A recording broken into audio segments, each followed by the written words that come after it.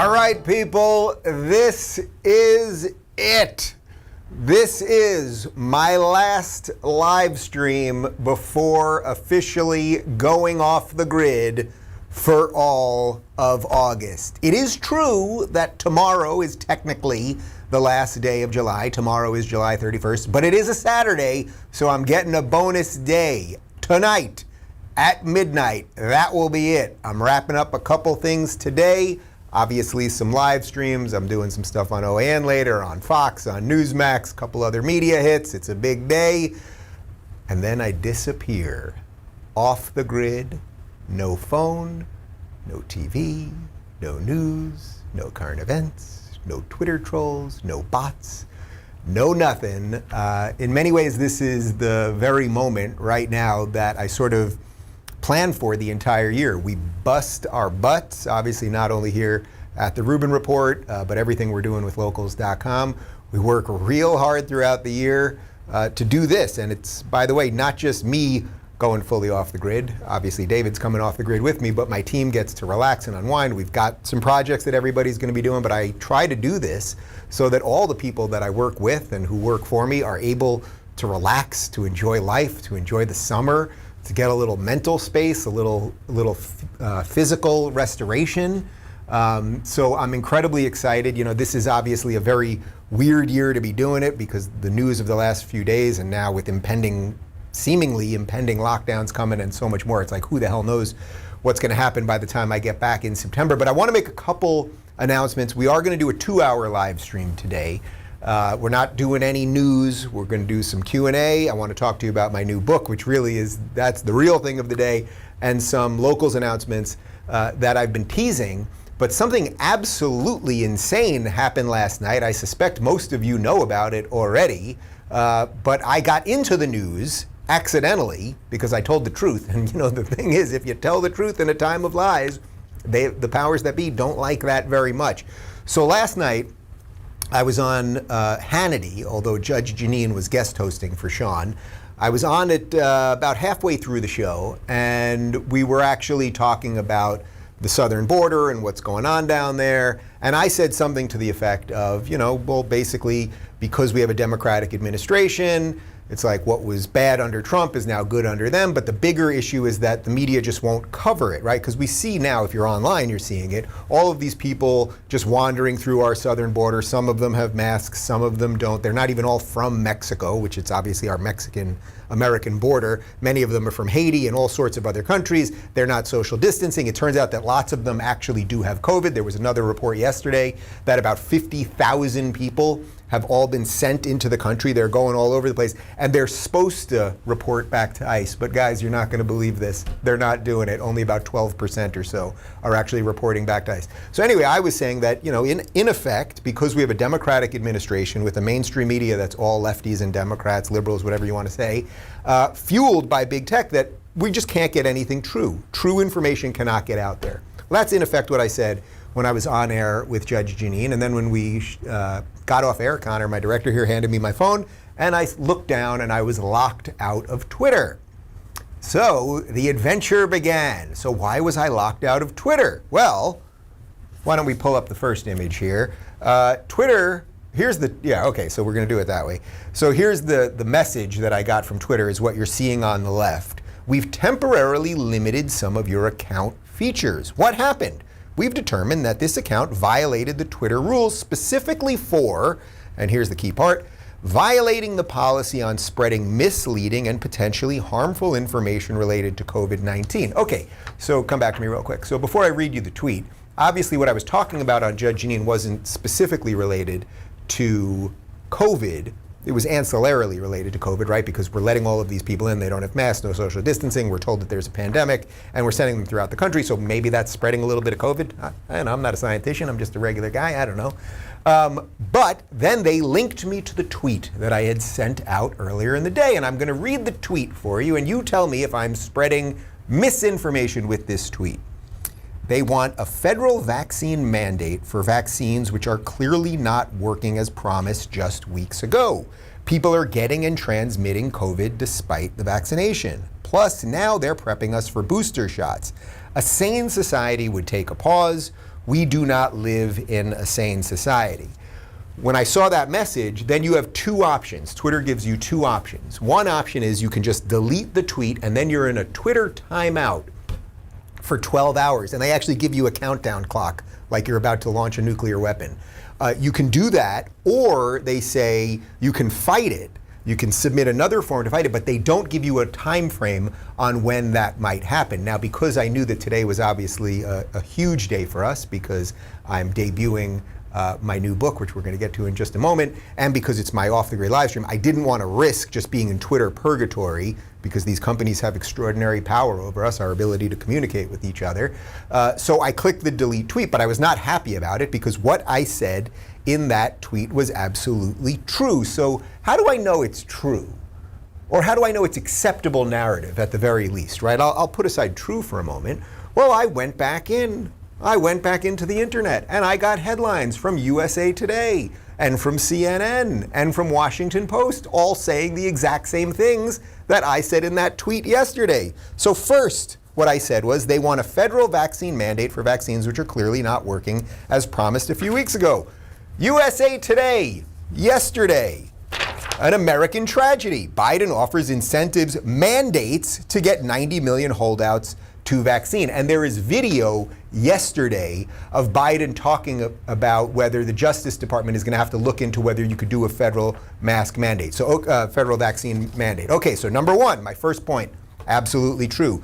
The second point was that vaccines are not working as promised just a few weeks ago. Washington Post, yesterday, Walter A. Orenstein, Associate Director of the Emory Vaccine Center, said he was struck by data showing that vaccinated people who became infected with Delta shed just as much virus as those who were not vaccinated. So the vaccine not working as promised. That's all I said. Here we've got a scientist saying it in the Washington Post. And then finally, I said they're prepping us for booster shots. Now we know this, everyone's talking about this now, that in a few months after you get your second jab, they're going to want you to get another jab. And people are even talking about, would they want us to get monthly jabs, or what else is going to happen? Well, CNN. Pfizer data suggests third dose of COVID-19 vaccine strongly boosts protection against the Delta variant. Yes, so they want you to get booster shots. Not only was everything that I said in that tweet true, but the end of what I said, can we pull up my original tweet again for just a sec? The end of what I said was, a sane society would take a pause. We do not live in a sane society. The reason I wrote it that way was I am trying to de-escalate the madness. I think you guys see what I do on this show, what I've actually basically at this point devoted my entire life to, is de-escalating the madness, trying to clarify some of the confusion, trying to sift through the lies, et cetera, et cetera. That is what I am trying to do here. I'm not trying to do much more than that. If I could get that done, that would be pretty good. I think that would be retirement worthy, all right? So the idea that I was spreading misinformation, if I'm spreading misinformation, well then you got to ban CNN, you got to ban Washington Post, and you got to ban USA Today. I'm not really against those things, but that's what you would have to do. Now, a beautiful thing happened when I got that email saying that I was suspended. I created a tech company. Did you guys know about that? I created this tech company called Locals.com, and we have several 100,000 people in the Rubin Report community that are not all paying members. You obviously have to pay a couple bucks if you want to interact with all of our content. We have many thousands of people that are doing that. But I was able to then live stream directly from my phone. I was able to send push notifications to people. I was able to live chat with people. And that's what I've been talking about this entire time, that we need off-ramps. They could take any of us out. You watching this on YouTube right now, they could take down my account, they could take down your account. You tweeting about this, they can take you out. They can shadow ban you, they can silence you, et cetera, et cetera. So in many ways, what happened last night leading into today, which is my big day of the year, is exactly sort of my life just kind of lining up in a sort of perfectly sweet and oddly perverse way, I would say. So I was able to communicate with all of my people, which was really just great, or anyone that joins us at Locals, obviously. Then I want to give a special shout out actually to some of the people. I started texting people that are still on Twitter and saying, guys, can you amplify this? I've been suspended. So I want to give a shout out to Jack Posobiec, who is huge, and Kyle Kashuv, and Bridget Fedezi, and Ron Coleman, and a bunch of the people at Post Millennial, and Melissa Chen, and a whole bunch of people that you know from this show that did actually promote what was happening to me, that risked themselves putting screenshots out there, because it is a risk to themselves, and I appreciate people that stick their neck out for other people. I do it for other people all the time, and it's nice to see when it's reciprocated.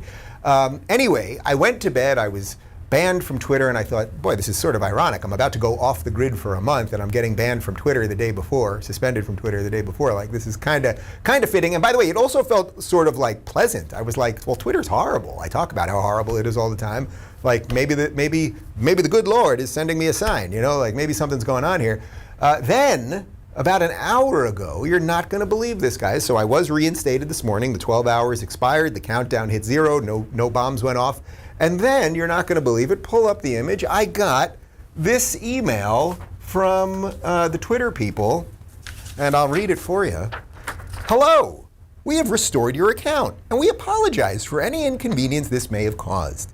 Twitter takes reports of violations of the Twitter rules very seriously. After reviewing your account, it looks like we made an error. Thanks, Twitter support. Wait a minute. Let me get that other piece of paper here. Before, can we put up the original thing that they said that I did? That was misinformation. I could have been killing people. But then, can we get the apology again? Well, gosh darn it. It looks like they made an error. And not only did they make an error, but I've got the receipts to prove it. CNN, Washington Post, USA Today. I'm going to go off the grid with the terrible paper cut. That's what's going to happen here today. Anyway, this is exactly why I created Locals, and this is just a special shout out to those of you that support me there. This is just the beginning. I'm going to make some announcements to about Locals in just a second.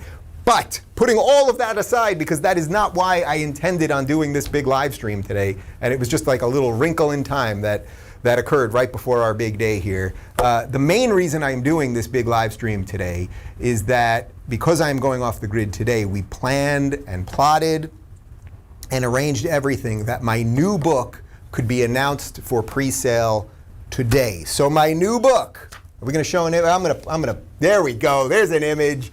My new book, Don't Burn This Country, is available for pre-sale now. Yesterday we were on Locals. We had a couple people guessing what the title might be. We said Don't Burn. Then people had to guess. People thought this Constitution, some other stuff, this YouTuber, et cetera, et cetera.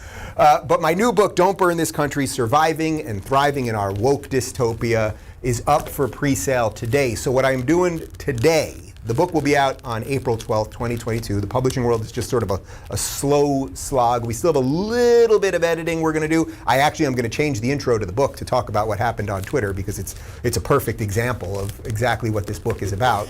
But what we are doing today is I want to sign book plates for every single copy bought today. If I have to go off the grid with a crippled hand, if my hand at the end of the day, I got like the claw hand, I will be happy to do it. If we sell 10,000 copies today, I will spend the rest of my day going through my Sharpies and signing book plates. So you can buy the book right now for pre-sale at don'tburnthiscountry.com. That's going to direct you to the Penguin site where you can pick which retailer. So you can do Amazon, obviously, Barnes & Noble, et cetera, et cetera. And then we've got a little form which is in this YouTube description right now. And all you got to do is fill that out, show us that you bought the book, and I will sign the book plate for you today. And our Locals members, as you guys know, because I did a live stream exclusive to you guys this morning, Locals members are getting signed and numbered copies. So anyone that joins Locals today, I can do a signed and numbered copy. So this is the book plate. These are numbered down here. But if you don't want to join us on Locals, you're a loss. However, Don't Burn This Country. You can go to don'tburnthisbook.com too. I think there's something going on over there. Buy that one, it's pretty good. But don'tburnthiscountry.com, buy the book, and then I want to sign as many as I can today. And I'm incredibly excited to be sharing this book with you guys. And as I said, I'll make a few little changes, and I want to change something at the top right now just because of what happened here. But it really is the next step. In some ways, I now see Don't Burn This thing as a trilogy, right? So we had Don't Burn This Book, Don't Burn This Country. What could be the next one? But I really am seeing it as a trilogy now, because in Don't Burn This Book, what I did was lay out what my beliefs are. I believe, and I still believe this to this day, that my classically liberal principles, the idea of individual rights and logic and reason and limited government and laissez-faire economics, what are thought of really as modern conservative principles, because I also talk about why belief is important as an underguard for all of those things. That is the right lens to look at a free society through and to build a free society. This book is about the things that you can do to make sure, as the subtitle says, that you can not only survive but thrive. I want people to survive and thrive. Not just survive these lockdowns and mask mandates and getting jabbed and being lied to all the time. I want you to thrive in it, because I've managed to thrive, thankfully. But it's not by accident. Maybe it's with a little bit of luck. But it's because I navigated this thing properly. I made the right business decisions. I took risks. And that really is what this book is about, being less reliant on the system, being less reliant on big tech, on big government, on big pharma, all of those things. That really is what this is all about. And speaking of being less reliant on big tech, I've also been teasing that we have a couple big announcements related to Locals. So all of you guys know this. I started Locals about 2 years ago because it was very obvious that big tech was coming for all of us. What happened to me yesterday on Twitter, the only reason they're sending me that email and retracting it is because I am popular enough, I have enough of a voice, in essence, to make a headache for them. Otherwise, if I was just a random person, I'm sure my account just would have been blown up, period. They wouldn't have even done the 12-hour suspension. They would have just blown it up. We know that if you talk about certain things on YouTube, they can just blow up your channel immediately. We had to censor part of our interview with President Trump. I put the full thing up over at locals.com. So we all know that there are these huge problems, and the problems are just getting worse because mainstream and corporate media and big tech, we know they're colluding with each other, right? We know Psaki's own words, not mine. The administration is flagging posts for Facebook, violation of the First Amendment, and I hope they get sued into oblivion. Psaki also said that if you get banned on one thing, you should be banned on all. So had Twitter banned me yesterday instead of done this temporary suspension, should I have been banned on YouTube and Facebook and everywhere else? So it was obvious. It was just obvious to me that I had to build something for myself. And it's been a lot of work. We've built absolutely everything ourselves. We own everything. We wrote the code. It's all ours. We are working on all sorts of stuff related to decentralized storage and payments and all of the issues that you guys know about. And no, we have not solved everything, but we have solved a lot of them, and we are working on all of the other stuff, I promise you. So, that all being said, I am thrilled to finally be able to announce to you guys a couple things right now. So number one, and this is the most important one, you guys all know about Rumble at this point. So Rumble is really the only YouTube competitor at this point, okay? This is where a lot of people are now posting their videos so that they aren't under the thumb of YouTube censorship. Well, we've been talking to Rumble for a long time. I really love the team over there. Chris, who's running the thing, is just absolutely spectacular, fully gets it at an idea level and a technology level. And we've been working with him and the team there for quite some time on putting a partnership together. And I am thrilled, I'm truly thrilled to announce that Locals will be the official subscription partner of Rumble. So Rumble, which is where you put all your videos, and it's got great search, and they're not manipulating stuff, and it is much more in line with my free speech values, and I'm sure your free speech values as well. Every single Rumble creator will have a button so that they can create a Locals community. So we are the subscription partner. So the goal, I'm telling you right now, we are coming for you, big tech. The goal is Rumble will replace YouTube. The goal is Locals will replace Patreon. And this is just the beginning. Rumble also has the infrastructure to allow Locals to scale in the way that we want to scale, right? Because you want to scale, you want to just keep growing and growing and growing and growing. And we've done a great job on our own, but we're gonna tie those knots a little bit more, and it's gonna be a beautiful thing. I have no doubt about it. And just a couple other things on the Locals front. We have TV apps coming soon. Apple TV, Roku TV. We're in beta testing my Locals community. Right now we have several members in there that are helping us beta test it. But TV apps coming soon, again, to make us less reliant on just, oh, if we get kicked off YouTube, we're in a lot of trouble. Now we can be on these TV apps as well. There could be more related to that. Stay tuned, perhaps live streaming on those things. My God, is that doable? Holy cow. Also, Charlie Kirk, you guys know Charlie Kirk from Turning Point USA. He launched his Locals community this morning, and just in the last half hour or so, I've been given clearance on this one. Candace Owens, who has changed the world, probably, like if you look at the top 10 people from an American perspective who've changed the world in the last 5 years, Candace is in that group somewhere. Candace Owens is now launching her locals community. I believe it will be up today, maybe up in the next couple of days. They were just working on some technical stuff. But we are growing fast. We're going to announce some other acquisitions.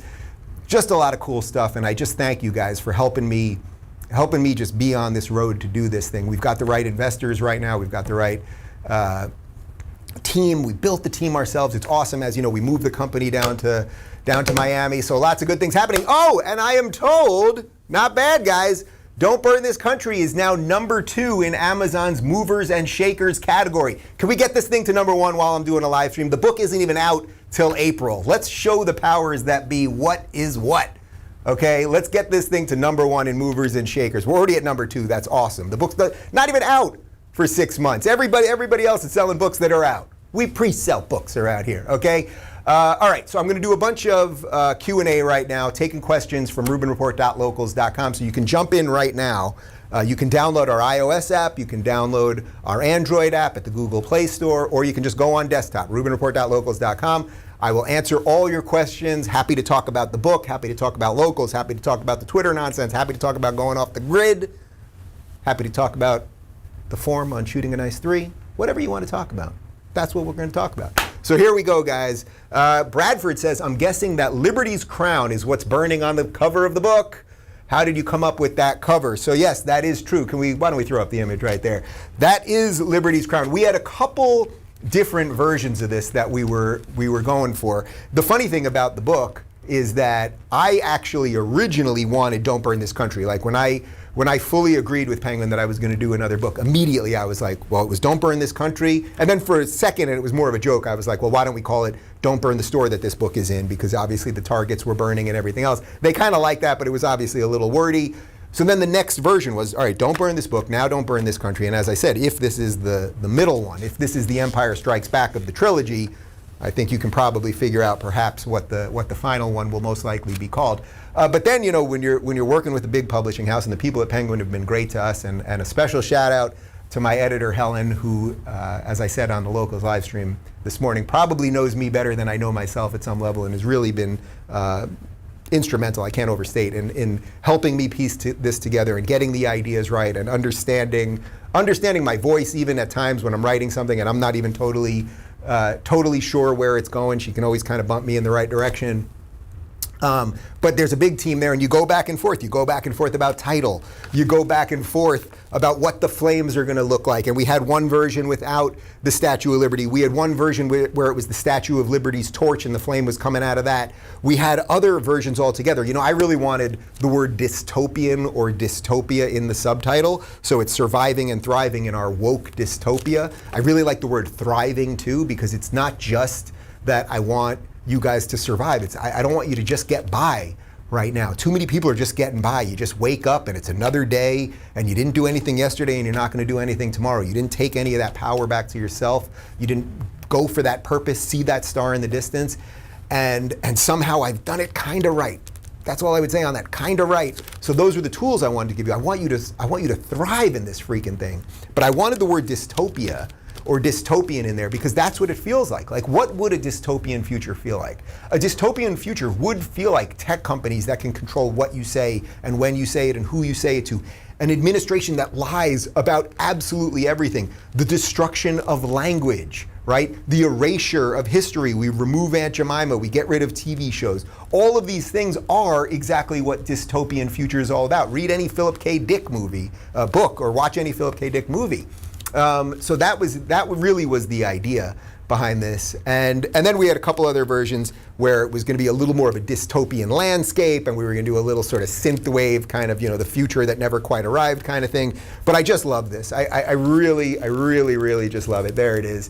And as I said, guys, it is up for pre-sale. Little radio reset for you. I was a radio guy back in the day on the Sirius XM. Go to don'tburnthiscountry.com. You can order from your favorite retailer, whether it's Amazon or Barnes & Noble, whatever it might be. And then we've got a link right down there. I want to sign book plates for you today. We've got them right here. Look at this. I'm signing while I'm live. Someone's going to get that. And if you are a member of Locals, you're getting the numbered ones. Everyone else is getting the non-numbered, but still good. Still pretty good. Okay, quick shout out to Rubin Report community member Craig H. It's your 58th birthday. Happy birthday, brother. Appreciate the support. Caroline says, when does the book tour start? So the book is coming out on April 12th, am I right? April 12th of 2022. I want to start the book tour that day. That day, I want to tour, and I want to start here in Los Angeles. Maybe we'll do it at the Orpheum Theater, which is where we did the shows with Jordan, although it is downtown, and downtown Los Angeles is basically like a war zone. So not downtown. Can we put on the list somewhere else besides downtown? I don't, it's like Walking Dead down there. I don't want to go down there. Something out of downtown. But what I'd love to do actually is start the tour in Los Angeles and end the tour in New York. I mean, basically just go across America, and we'll have to bounce up to the Pacific Northwest, and we'll have to go down to Florida at the end, but really just go across the country. You guys know this. I freaking loved every single minute of that tour with Jordan Peterson. I loved being on the road. I love being in the cars. I love flying. I love saying hi to people. I love doing the signings. I love doing the meet and greets. I just want to get back out there. I miss it. I really miss it so much. Just in the last couple days, I was in South Dakota for Freedom Fest, and to just get out there and do a book signing, and I gave a big talk, a couple thousand people. We did a special luncheon for about 80 people. Like, I like you guys. I really do. I like meeting people. I miss human beings. I like seeing people with smiles on their faces, and usually people say nice things to me, and that's nice. Most people like get nice things said to them. So the book tour will start, I hope, we're working on it now, but I hope it will start on April 12th, 2022. And by the way, I didn't get to tour the first book, so the fact that Don't Burn This Book did so well, I was supposed to be on a book tour. I mean, that's really where you sell a lot of books, because then all the people come and you can sign and you handshake and a picture. But we crushed it despite that, but I really did miss that. Would love someone to consider the Rubin Report t-shirts. We would definitely buy them.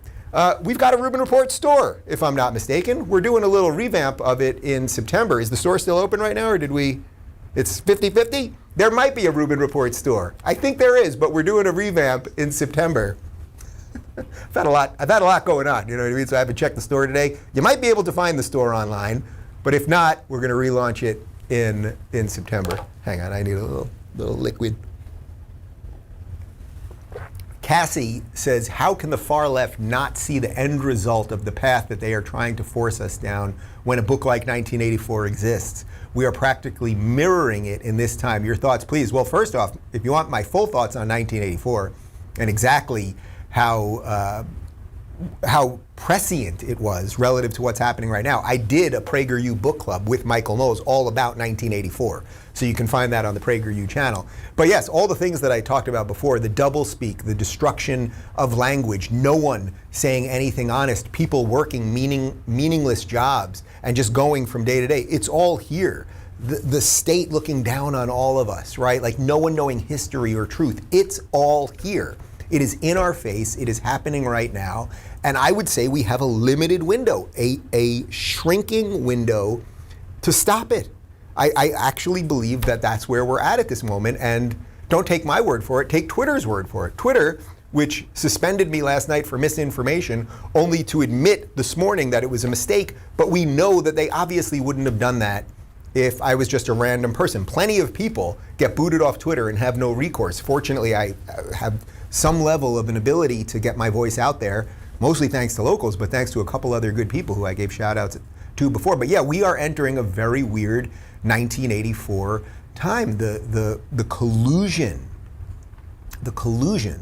between big tech, between corporate media and the Democratic Party has become the most important thing to fight, period. I don't care what our political differences are. I genuinely don't. You could be a progressive and really think you want to tax everybody into oblivion or regulate everybody into oblivion or whatever it might be, whatever I disagree with you on, right? You could be for 9-month abortions, some of the crazy stuff that the left is for now. $15 minimum wage, free pre-K and pre-college for everybody. Yes, like I want to send people to state schools to learn, like you're going to learn anything. You'll learn to be a Bernie brainwashed buffoon, but Bernie brainwashed buffoon, let's use that for something else. But whatever our political differences are, that is completely at this point secondary to our inability to feel like we're communicating fairly and honestly, to making sure that algorithms aren't manipulating us. We just don't know how we're being manipulated. We don't. we have no idea when you watch this video, when YouTube shows you suggested videos, are they trying to completely change your opinion? Are they trying to strengthen your opinion? When you tweet something out, and I see this all the time now, I tweet something out, it gets thousands of retweets, so thousands of people agree in essence. Then I have to look, and the first 50 comments are all horrible things by all anonymous accounts saying, awful stuff to me. And then I always have to click more, and then suddenly there's hundreds of people saying nice things. So are they reordering things to make more controversy up top? Are they hiding tweets in the first place? Like, we just don't know. So we're in 1984, okay? We're in it now, but we've got hope. We've always got a chance. Humans have been through far worse than this. And this is what the human experience is about. Like, maybe we were all sleepwalking before January 2020. Maybe we were all just like too comfortable in what the world was, and it was slowly slipping away and we didn't realize it, and now we're all seeing it. So this is sort of like, you're red-pilled and you see reality. You see reality as it is, and we've got major problems. And then the question from reality is, are you going to be white-pilled or black-pilled? Black-pilled is, oh, I give up. Like, there's no way we can defeat this, and big tech and all of this stuff, and they're going to kick us off payment processors, and it's all terrible. Or there's the white pill, which is that humans have fixed things before, and we will fix things again, and we will build better things, and we will build better schools, and we will build better institutions, and all of those things. And I think we're going to do it, and I'm going to do it, and I hope you'll do it. And that's all I've got to say about that. Kathleen says, what positions in a Rubin administration would these people hold? Greg Gutfeld, Michael Knowles, Ben Shapiro, Rick Grenell, and Glenn Beck. I had a little lead time on this one because I got this question in our Locals exclusive, but we thought we'd do it again because it's just fun. So look, press secretary, I'm going Knowles. I think Knowles has just become an absolute all-star of ideas. His last book, Speechless, was just fantastic, and he would know how to fight with the press people, and he would do it in a fun way. Greg Gutfeld, he's like me. He likes getting out on the road. I think transportation secretary. Now, I know you have to be gay for it if you're in the Biden administration. Gay Pete got it. I don't know that, well, I know that Greg's not gay. Maybe he was bi-curious a long time ago. We'd have to find out to see if he's fully qualified to be transportation secretary. That would be one. Let's see, education, Secretary of Education. We're going to throw that to Shapiro, right? Like, facts don't care about your feelings. That's all he would have to do. They'd be like, Mr. Secretary, do you want to teach the children critical race theory? Facts don't care about facts don't care about your feelings. Facts don't care about your feelings. Let's see. What would he do here? Secretary of Defense. You know what? I'm going to throw that one to Glenn Beck. Glenn Beck he's sort of a small L libertarian, very much in line with me. He wants a strong, proud, prepared military like I do. I absolutely believe in funding the military and making it so strong that nobody's going to mess with us. But at the same time, we don't want a nation build. We don't want to do these crazy wars and gallivant around the world and pretend we're the police. But we do know that we have a special place in this world. I think Glenn would be absolutely fantastic on that one. And let's see, foreign minister, or Secretary of State, something like that. I throw that to Rick Grenell. He was our ambassador to Germany. He pissed off all of the right people, and he's just a great guy. And to have such a high-level person also be gay, it would cause heads to explode. Not that anyone cares. Nobody cares what your sexuality is, except the lefties. Patrick says, do you already have a candidate for the third Don't Burn title? My suggestion is don't burn this tomahawk. I love it. So I do have an idea. I actually really love that one. And I should tell you that David's working on a cookbook. We're actually kind of working on it together. So don't burn this tomahawk is pretty spectacular, actually. But if you don't know what Patrick's talking about, I've been making these, we make a lot of different steaks, but my favorite steak to make is like a 3 or 3.5 pound tomahawk with the big Fred Flintstone style bone. You gotta, throw it over the shoulder and walk to Wilma and get in the car, and the car flips over, and Dino, and bam, bam, and the whole thing. But we've been making some great tomahawks. I posted some pictures in Locals last week. I got a big green egg for my birthday. This is that awesome smoker. I'm sure many of you have seen it or used it. So you basically slow cook, right? Indirect heat for a couple hours on that thing. And then you take the plate off, so the heat is now, the coals are coming, the heat's coming. And then you do it caveman style. You just throw the tomahawk, or whatever the piece of meat you have is, directly on the coals for about a minute, minute and a half on each side to get that awesome char. And you will get the most beautiful, delicious steak ever. By the way, you can go to davidscookbook.com. I'm in major promotion mode today.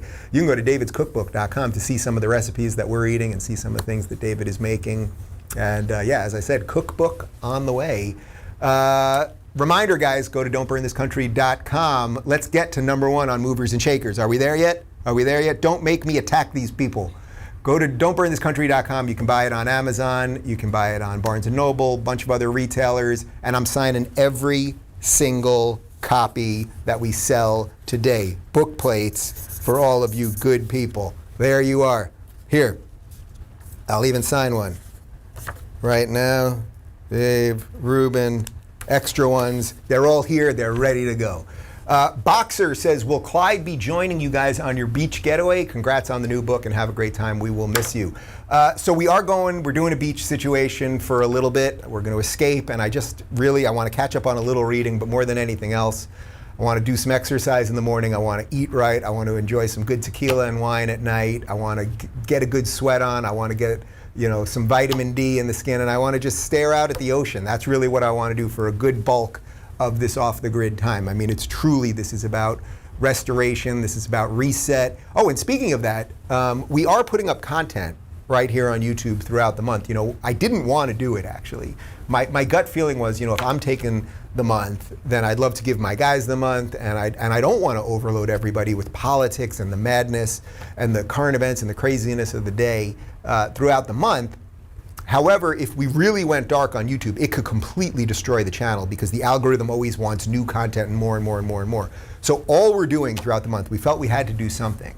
But we're not doing anything political. We are doing shows about health and digital detox and restoration and all that stuff. So next week, we already taped it. I've got Eckhart Tolle, who I've had on the show before, there's almost no words to describe this guy. He is one of the most enlightened, decent, evolved human beings on the planet. Obviously wrote The Power of Now, which is one of the best-selling books of all time.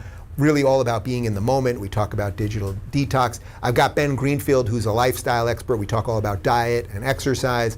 Matthew Walker, an entire episode about sleep and why it's important and some of the habits that you can get into and how to break some of your bad habits. So just like a little bit of stuff to hopefully help you enjoy the summer and then enjoy the fall after that.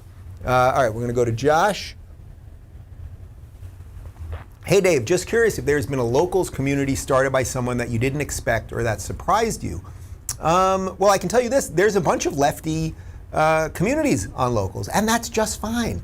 I didn't build locals, we didn't build locals to just say, okay, these are communities built by people who Dave Rubin likes or who like Dave Rubin. It's like there are lefties on there who I know have political opinions that are complete polar opposite of mine, but what we're doing, the best way I would describe locals is we are building digital homes. You could disagree with me, and I still think you have a right to have a home, a place where you can have your stuff, your clothes, your shoes, your toys, in this case, your video, your audio, your data, et cetera, et cetera. So we're just building homes. We're a home builder. And guess what? Somebody built this house that I'm sitting in right now in my office, and then what I do in this house has nothing to do with them. So that's really what we're trying to do with locals, and it's a bottom-up way of looking at the internet, and I think it's the right way to look at all of these things. And that's another reason why I'm so thrilled to be partnering with Rumble. As I said before, we will be the official subscription partner of Rumble. So everyone that is a creator on Rumble will have a button to connect their locals community, and you will be able to take questions from your locals community. You will be able to be supported and funded by your locals community. It's exactly what we built for me. It was like, well, can we copy that and spin it off for other people? And the answer is yes. Joe says, when you first sat down to write this book, what did you want most people to know after reading? Did that change? Ooh, that's a good one. That's a good one. Well, first, the way it started was I talked to the Penguin guys because the Don't Burn This book did so well. And they were like, we'd love you to do another one. And I was kind of like, the world was in a very weird place because of COVID and lockdowns. And I had just done, a digital book tour, but basically every day from like 8 a.m. to 8 p.m. for 2 months, I was pretty much sitting in my garage just talking to people about the book. And I sort of wanted like a little bit of a break. So we had like a semi-break in August of last year. We didn't go away or anything. We did move, which moving is quite stressful, actually. But I had a little bit of a break, just to kind of reset. And then when I came back in the fall, I was like, all right, I think I can do this. And my feeling was I didn't want to do my greatest hits. One of the things that I find to be somewhat tough about doing a daily show that I do for you guys is I don't want to just be doing my greatest hits. You know, I left the left. You know what I think about Bernie and AOC. You know about that. I don't want to just repeat those things. And sometimes in a daily show, it's like you kind of have to repeat some stuff. Like it's just sort of what it is. But I thought, what would be the new ideas? Like if you took Don't Burn This Book and the ideas I believe in, well, that's one thing, okay? And now I armed you with some stats in that book. I hopefully allowed you to think for yourself, right? That was the subtitle of the book, Thinking for Yourself in an Age of Unreason. We went from an age of unreason into a woke dystopia, which is the subtitle of this book. I thought, well, all right, if let's say you think that Don't Burn This Book and the ideas in there were pretty decent, well, what are the things that you can now do in your life? And that's really what this book is about. So I think the first book is really about ideas, and the second book really is about action, whether it's what you can do to make yourself less reliant on big tech, what you can do to make yourself less reliant on big pharma, on big food, you know, garden, know how to change a tire, know how to do some basic electronics, basic wiring, things like that. And then really, well, you know, I don't want to do it. I've got all the chapters right here. I don't want to give them away. I was going to give them away, and everybody said no, but here, I'll just randomly pick one. You know, I think what I do in this book is give a really great defense of capitalism, which is on the ropes. I gave a little bit of a defense of capitalism, obviously, in the first book. And then there's a lot about the digital stuff. There really is a lot about the digital stuff, because it's not just the data they're taking and that all of us could be booted. It's also what this whole thing has done to us. We're all very different. We're all very different than we were 20 years ago. The way we react to each other, the way we stare at the devices all the time, that's obviously deeply connected to why I get off the grid. So your question was it easier to write than your first? Not really. In the first one, I didn't even know how to do it wrong, sort of. So I was just writing and writing and writing and writing. And I've told you this, I start my day basically at 7 a.m. I'd go into my office, I'd be writing, and then it would literally be 3 p.m. And David would have like I was in solitary confinement, he would like throw a plate with some eggs on it, and I would eat real quick, and then when I was done, I was done. So I didn't even know how to make mistakes on that one. This one is a little more technical, it's a little more research heavy, there's a little more anecdotal stuff. So it's just a different thing. And what did you want most people to know after reading, and did that change? No, it didn't change. I want you to be more reliant on yourself. I want you to be less reliant on the government and less reliant on big tech. And I think I'm pretty sure we accomplished that here. Reminder, guys, go to don'tburnthiscountry.com. Pick up the book. You get it on Amazon, Barnes & Noble, wherever you want. I'm signing every single copy today. You will get a book plate today. The link for the book plate, once you buy the book, is in the YouTube description. How are we doing on that Amazon right now? Did we get to number 1? Come on. We did? Not yet. We're still at number 2. What are you people doing to me? Help me out here. Help a brother out. We're getting there. And by the way, if we get to number 1, that's great. If we stay at number 2, that's fine. Buy the book wherever you want to get the book. I know some people don't want to buy on Amazon. It's all good, no matter what. Like, we already know that this is very successful. We saw some numbers this morning. It's all good, all good. Greg, was this book, oh no, we did that one. That's Greg, we did that one. Give me something else over there. Oh, Crystal, we need some baby updates. So unfortunately, I don't have great news in that department. Our surrogate actually ended up having 2 miscarriages, which really after the second miscarriage, our fertility doctor wants to use another surrogate, and it's really unfortunate because the girl who was our surrogate, she's a great girl, and I hope we'll remain, you know, friends forever and all that stuff. But we've had to get a new surrogate, and then the whole process is just long and it's slow, and COVID has really complicated it. But it will happen. I appreciate the question, and we're kind of ready. You know, I'm 45. I'm going to be an old dad one way or another. David's a little younger, but I want to be able to play catch with that kid. You know, and I want to be able to do all the things that a father should do with a son or a daughter, or a well, we'll let the kid pick their gender. But the point is, you know, it's funny on the pick their gender thing. It's like when you're doing in vitro, you know, what they do is basically, you know, they take the sperm. I went into a room and I had to take care of business. So that's how they get the sperm, okay? I did that on the first day of lockdown. Have I told this story before? I don't know if I've ever fully told this story publicly. On the first day of lockdown last year, I don't know that I've told this story. I think we actually cut this out of the book because it was getting a little long-winded, so I'll give it to you real quick. first day of lockdown last year, we were in the process of the surrogacy thing, and we were like, oh, we're going to do the sperm in like a week or two. But then our doctor called us and he's like, there's these lockdowns coming. We don't know when we're going to open up again. Like, you got to get here ASAP. So we jump in the car. We had about a 20-25 minute drive to the fertility clinic, sperm bank, whatever you want to call it. A lot of sperm over there. And you could feel the tension on the street. Like, people were driving like crazy. It was like an oddly windy day in Los Angeles. And it was just like, there was just tension, right? Like, lockdowns, what's going to happen? Do you have food in your fridge? Everyone's freaking out. I open up the door when we park, and I look at my phone rings. It's Donald Trump Jr. He was talking to me, he wanted to talk to me what I thought about lockdowns. So now I'm on the phone with the president's son. We're walking in. David's like, get off the phone. We got to give sperm. And I'm like, it's the president's son. We got to talk to him.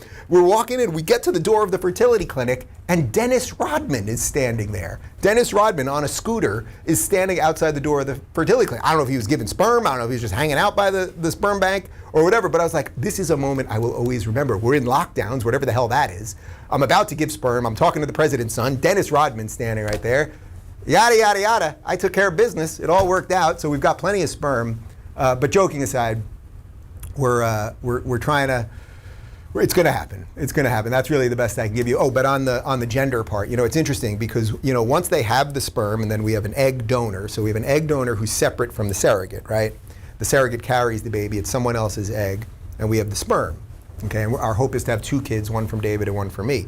The interesting thing where you really just learn what the obvious truths are about biology is, they get the sperm, they get the egg, they put those things together. It's a blastocyst for a couple days, but within about 3 days, you know the sex. They go, okay, it's a male, we got 8 males, we got 4 females. We got 1 and 1, or we got all males, we got all females. They don't say, oh, there's no difference between these things. Like, there's obvious biological difference. So that's another one of the reasons when I hear all these crazy debates, it's like, I'm going through something right now where I know very intimately what reality is. Matthew says, what do you think about federal employee vax mandate announcement made by President Biden yesterday? I mean, I'm completely 100% absolutely against it. It's a little unclear to me whether it's constitutional, and it's a little unclear whether he actually was saying they're going to do it for sure. But this is what they do with everything. They lead with some authoritarian thing, and then they just wait for people to get dumb and tired enough to go ahead and do it. My personal belief, for as long as we live in a free country, which is tenuous at best, my personal belief is that the government, especially the federal government, should not be allowed to force you to get an injection of any kind. That's just what I believe. I think you have to make the decisions that are best for yourself. I have a feeling if they do this federal employee vax mandate that there's going to be a lot of pushback, and I think a lot of people might quit or retire and they'll just get on unemployment, and maybe that's what the government wants. It's putting everyone else on unemployment.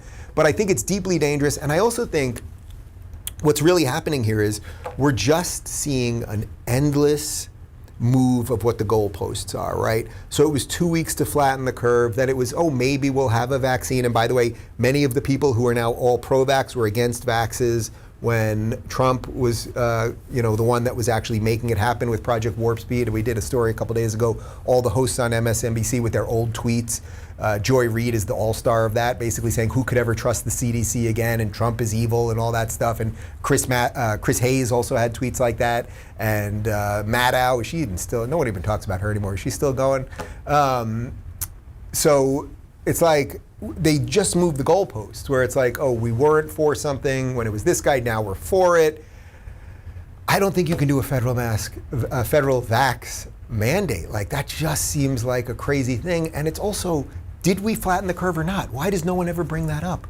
Is COVID roughly 98 to 99% of people will survive COVID? The answer to that is yes. Don't take my for it, do a little searching for yourself.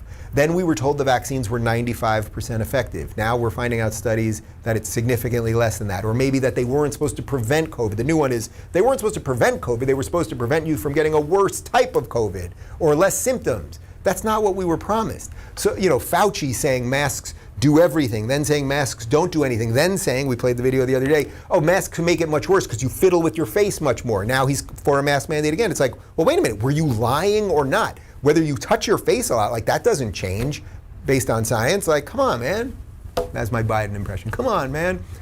Megan, what books will you read off the grid? So we have a list. We actually have a stack of books. I don't even know what's in the stack. So I had asked the locals community to send me nonfiction books. To send me fiction books. I didn't want to do nonfiction.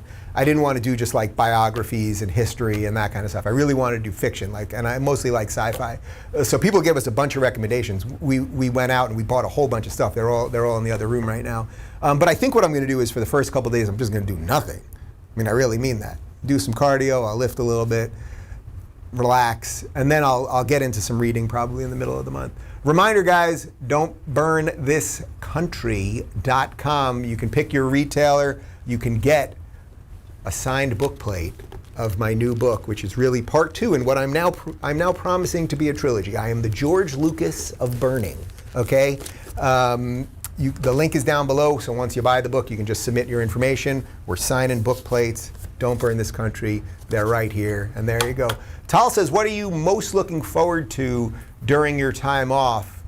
I mean, the easy answer is just like the general relaxation, like just the generalness. But I would say at a different level, it's like, I know that those last couple days, what has happened in the 4 years that I've done this thing, is that those last few days when I have to come back, I do start thinking about like all the craziness of the world again. And I start thinking about tech again and the news and all of the lockdowns and like all the nuttiness, even before last year, just whatever the craziness of the day was. And I really feel like, and you could probably go back and look if you want to see some of my September shows where I come back. Last year we did it with Michael Knowles. I think we did it with Glenn Beck the year before, 2 years. I think twice we did it with Ben Shapiro, if I'm not mistaken. I feel refreshed. I feel like, I have fresh eyes to look at the world. That's why this thing feels important to me. Because I think we could all use some fresh eyes right now. Like, we all had a problem with big tech and social media addiction and being endlessly stuck in the fight. We all had a problem with that before COVID. But in COVID, I mean, think about it this way. Since COVID, are you online more or less? Every single person's more. And if you had been asked before COVID, would you like to be online more or less? Everyone would have said less. So we all knew we had a problem. Then the problem got worse and no one's getting out of the problem. So that's why I do this. And just have, what I mean by fresh eyes are just a little space to allow new thoughts to come in. One of the things that I talk about with Eckhart Tolle, you'll see it next week, is that it's not just that we're being slammed with information all the time. It's that, back in the day, remember when you used to meet a friend at the bar, let's say, and what you do, it was before cell phones, you'd be like, okay, I'll meet you at the bar. I'll meet you at the corner at 8 o'clock, right? Meet you on 23rd and 5th at 8 o'clock. Well, then you'd show up, and you didn't have a phone back in the old days.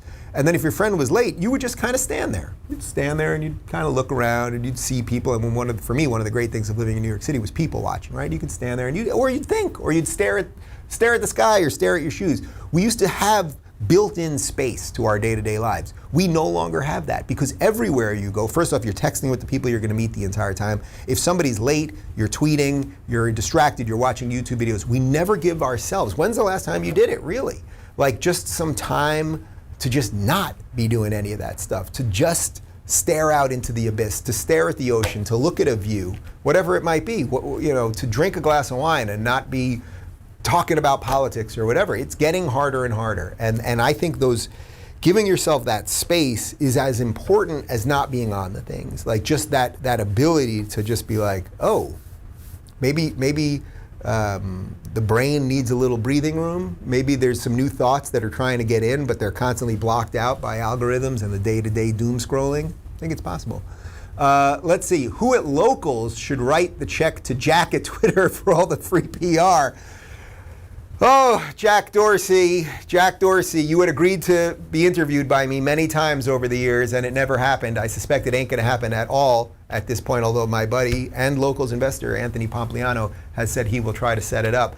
Look, I'd love to talk to Jack. I have harsh words for the guy at some level, but at another level, and I would say this for Mark Zuckerberg or any of the people that run these tech companies, in some ways, they're just all over their head. Mark Zuckerberg, I mean, if any of you saw the Facebook movie from, what was that, 15 years ago? It's like he was a kid who was basically trying to get laid. and then figured out a way to create this little college website to get laid. Next thing you know, he's like the most powerful man on earth. So I don't have sympathy like he's got obviously like an extraordinary life and every resource known to man and wealth that is beyond unimaginable and all of those things. But I have a little sympathy for like you creating something and then sort of losing control of that creation. And that's not to say he's made all the decisions right, although I think Zuckerberg in this case has been much better on some free speech stuff, basically saying we're not here to police everything. AOC tried when he was under oath to basically be like, you know, you have to do what we want. And he was like, well, that's actually unconstitutional because you're the government and I can't. So I have more sympathies with Zuckerberg than I do with Jack Dorsey. But my gut feeling is he's probably not like a fully evil human being. How about that? And I would like to talk about some of these inconsistencies and how you can flag me for misinformation and suspend me, and then, you know, just the next day basically say, oh, that was a mistake, and why all the mistakes always are on conservatives or right-leaning people and never the other way around, and how many people have been unjustly banned from these things. And by the way, I can also say that, you know, from starting Locals, like none of these questions are easy. How you're going to deal with free speech and how you're going to deal, you know, with harassment and how you're going to deal with if people start putting porn or whatever it is. Like I believe that companies are allowed to make decisions on their own. So there's just so many things that we could actually talk about. I suspect he won't, and one of the reasons he doesn't really do press anymore is because you remember he was on Rogan with Tim Pool, and he really came off as not really knowing what was going on at the company. He also was the CEO of another company. What's the other company? Square, I think? I'm pretty sure he's the CEO of Square as well. Try to imagine what the day-to-day operations of a guy that's running Twitter is, and he's also the CEO of another company. How does that make any sense? Like, I know for me, I'm doing the Rubin Report, and I'm co-founder of Locals. I'm not running Locals. I'm not the CEO. My partner Asaf is running the company. I know what kind of wherewithal and work that takes. But like running two companies seems like really weird. So yeah, he's the CEO of both Locals and of Square, which is a payment. They're a payment processor, I suppose. Yeah. Okay, let's see. Oh, I got a whole bunch of TV hits today. In case you're not sick of hearing me talk, I will be on OAN with Natalie Harp at 1:40 p.m. Pacific. I will be on Newsmax with Sean Spicer and Lindsay Keith at 3:10 Pacific. And then I will be on Fox News Primetime at 4:30 Pacific. And then, to end my day, I am busting out that big green egg, and we got a porterhouse. We got a juicy, juicy porterhouse that we are gonna slow cook, and then we're gonna do caveman style, as I said before. And then tomorrow, although my public life will end online tonight until September 1st, I will have my phone tomorrow, just to not for news or anything like that, but just we have some travel plans and I gotta coordinate some things and things like that. But Sunday it fully begins in earnest. Karen says, what author has inspired your writing the most? Ooh, that's a good one. I haven't gotten that before. Well, look, of course the easy answer is Jordan at some level, but I will give you another answer. Jordan's the easy one because he gave me advice right at the beginning. We were in Oslo when I got the book offer. We were about to go on stage. It was one of the biggest shows we were doing. It was about 2 minutes to showtime. And I got the call, we got the offer, and one of Jordan's rules in the original 12 rules, in effect, is have friends that are happy for you. Basically, I'm paraphrasing here. And I walked into Jordan's green room, and his wife was in there, and David was with me. And I said, Jordan, I just got the book deal. We just closed it, and he lit up. His huge smile, he slapped his hands, he spun around in his chair, he got up, he hugged me, he was so happy. And then he immediately, in just perfect Jordan style, immediately was like, you have to write each sentence 4 times, and you have to have 2 monitors, blah, blah. So he gave me some technical advice. I tried to do the write each sentence a couple times thing. It was not for me at all. So everyone has to figure out your way to do it. But I think he inspired me in that he got me to really do it. And it was partly being on tour that got the deal in the first place. But in terms of, let me see, I really want to get this question right. I really want to get this right. Well, I'm going to peek over here for a second. I could probably give you a couple answers on this. But I'll say this, Glenn Beck, from reading a couple of his books, there's a sort of whimsical nature in some of them that I really have liked, even when you're talking about serious topics. So his last book, is it How to Fight with Socialists? Arguing with Socialists. That one's really sort of almost like an over-the-top sort of humorous, sort of light book. But what I've always felt, and I think it's why I try to do this show the way I do, is that there's a way to talk about serious stuff, about censorship and about assaults on freedom and encroaching authoritarianism.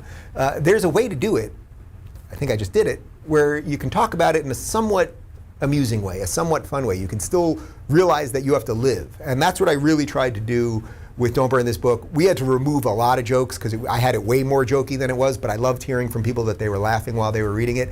I was a little more controlled, I think, with the jokes in this book, and I will tell you that for Don't Burn This Country, which you can get right now at don'tburnthiscountry.com, there is only one Star Wars reference. There is only one, and I only had two. We only cut one. You know my feelings about Star Wars. It has been butchered horribly. I didn't want to do too many. There's one Star Wars reference. That's it.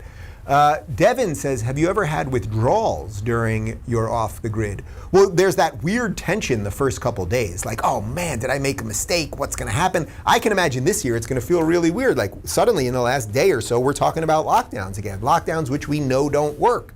So am I going to come back on the grid and California will have been locked down for the month? Will businesses be open? Are people going to be outside?